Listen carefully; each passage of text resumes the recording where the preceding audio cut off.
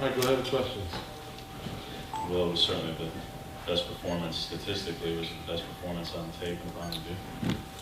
I mean, we played well. I thought our guys really, responded. First drive, bouncing back off that, giving up a field goal and playing on the road against and what a wonderful job they've done with their stadium. While I'm thinking about it, it's a beautiful place. But I'm just really pleased with our effort for the most part. It was very good. We tackled extremely well. I think we had 9 missed tackles for the game. Only one that really hurt us over on their sideline. I just think that was probably our most complete game, I would say, to this point. Again, against an offense that certainly is very capable of putting up some numbers. So proud of our guys. You go through the last 2 games and having every opportunity in the world to win the game, especially on defense, and just didn't get it done. So for those guys to continue to persevere and push through it, and I'm very proud of them.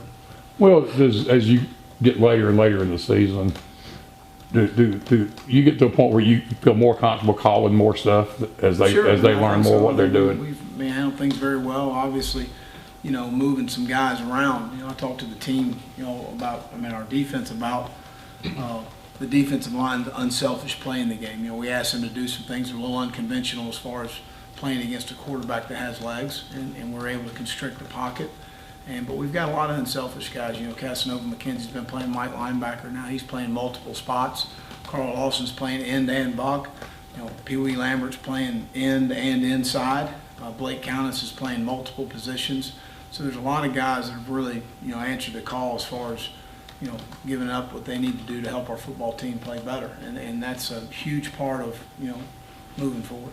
Those first 4 games, you forced only 3 turnovers. But these last 5, you forced 11, including 9 picks. What's been the difference?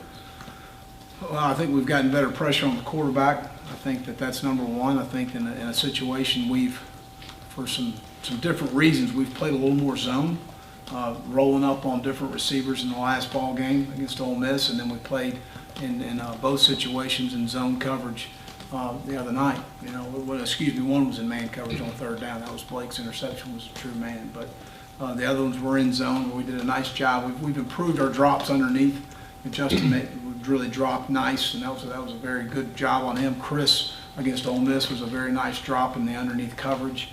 We've really improved there. So I think pressure on the passer has been a little better. I don't know that our sacks have gone up, but I don't get overly concerned with that. It's more about affecting the quarterback and what we can do to get that done, and then finishing some interceptions, which we dropped some early in the year too. So we've been in position, and I think we've played a little better in those situations. Do you feel you're getting closer to being that consistent defense where you can say we have a good defense by the end of the year? Well, again, there's far too many inconsistencies until the last ball game to say that, in my opinion. I think that's a far stretch for us right now. We've certainly have improved, but we've improved ourselves from the open week on. We've gotten better each week. Now, the stats may not indicate that. That's fine. I've coached football a long time. I know it's been improvement.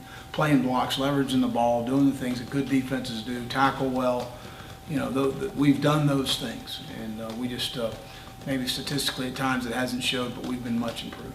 The red zone, in particular, is an area where statistically, 2 weeks ago, you were near the bottom of the conference. Now you've done considerably. Has there been something other than just turnovers? Has there been something schematically that's changed? No, we really haven't. We change a little bit each week based on what the offense does, and so that may change us a little bit each week on what we do down there, and who they are. So, certainly the overtime against Arkansas doesn't help us as far as the statistically speaking and the red zone. So we needed to play better in those situations. But I don't know that we've changed much, but we do each week based on what the other team does. We may tweak some things based on how they approach their red zone offenses, but our players, we spend a lot of time in the red zone. We spend a little bit of time on Tuesday and a lot of time on Wednesday during practice and Thursday.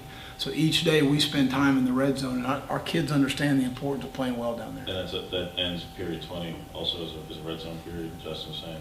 What's that? Period 20 is a red zone period. Yeah, we hit in Tuesday and Wednesday and Thursday's practice is a high emphasis of red zone work.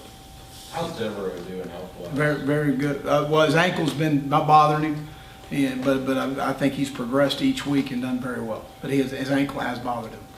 Do you have any information on Jeremiah and his injury? He's out, right? Obviously, and Gus will address that more on Tuesday. But he's definitely out. What did you think of that play, call targeting and then reverse it?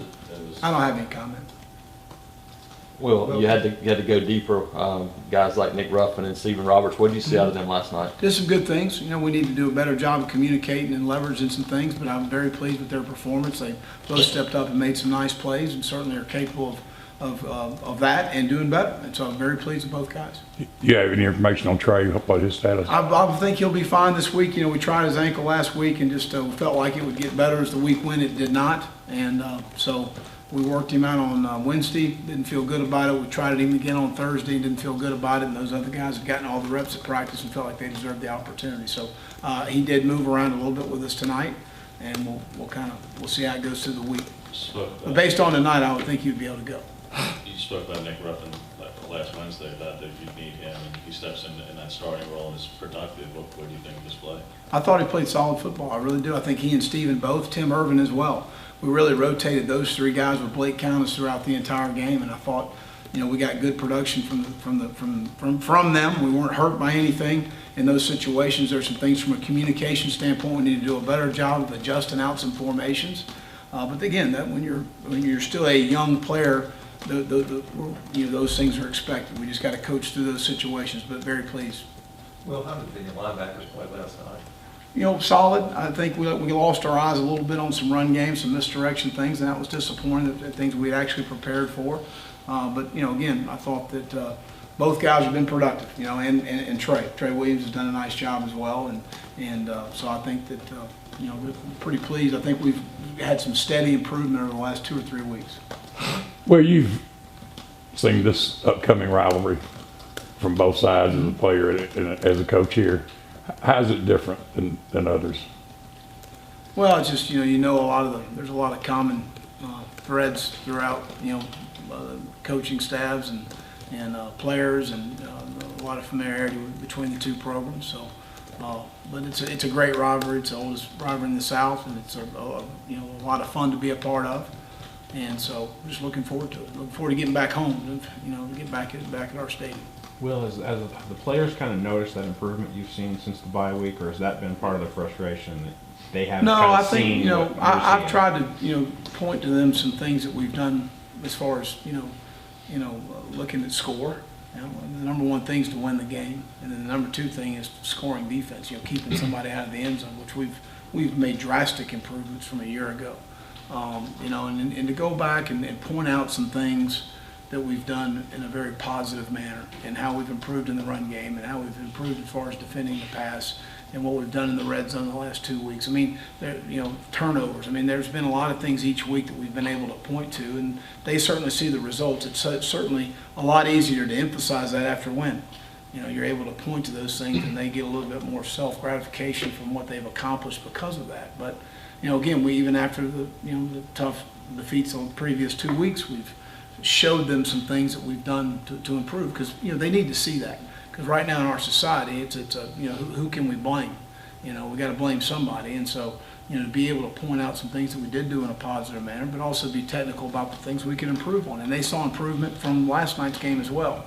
And it's to be able to see those things is a positive deal. Well, to that end, on the personal side of coaching, what's it like for you to walk in the locker room after a game and see those defensive guys smiling and enjoying one play? There's nothing like it. There's nothing like, number one, competing in the arena and starting on the opponent tonight, and that build through Monday, and then that practice on Tuesday, and you're working the regular downs and short yardage and goal line. I love the preparation of the week. And then it hits it on Saturday afternoon, and you're in that arena, and you go out and you compete and play. It's it's modern day gladiators. It's awesome. And you go out there and you go compete and lay your guts on the barbed wire for 4 quarters and see what happens, and to be victorious in that locker room, there's no feeling like it. What are your thoughts on Florida wrapping up the East? I'm extremely happy for those guys. Jim's done a fantastic job, and really, got things going offensively, and certainly they've continued to play at a very high level defensively and on special teams. But really happy for those kids. I've texted back and forth with some of those guys Saturday, and congratulating those kids. So I'm extremely happy for those guys. And again, Jim's done a fantastic job.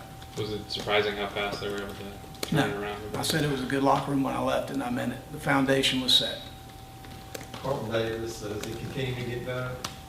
Yeah, what a great play on the post route. It was a well-thrown ball. I mean, it's a 50-50 ball and against a really good player. You know, so again, nothing's really surprising us anymore. He's a very good football player. He does a nice job. Do one more. All right.